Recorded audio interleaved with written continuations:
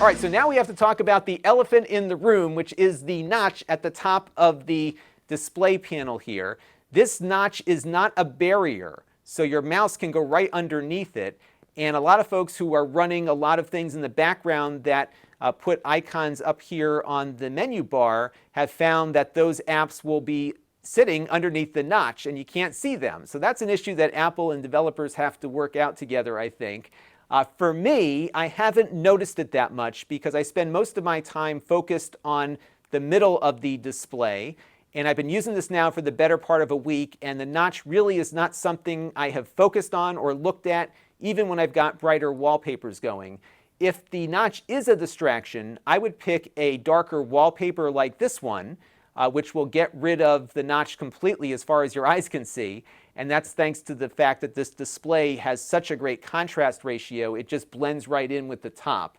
So that's something I would suggest if it's really an issue for you. But for me, it's been fine so far. One thing that has been bugging me a bit, though, is the fact that although we got a thinner bezel on this, the menu bar on this model is a lot thicker.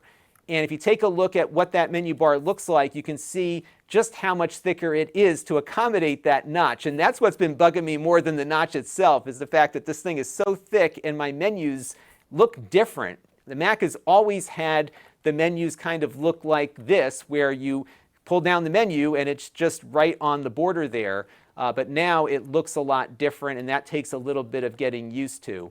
Another thing that I noticed with it, let me pull up Final Cut Pro here for you, is that when you take an app like this one full screen, it doesn't actually nudge upward to go full screen. So check it out. I'm going to hit the green button here to go full screen, and you can see although it gave me more room on the bottom, the top did not give me any more room. And if I go to the MacBook Air that I've got sitting in the other side of the room here, when I go full screen, it will give me that extra screen real estate at the top. And then when I mouse over the top, it'll nudge things down a bit to give me the menu bar. So I get every inch of the screen on the old Macs.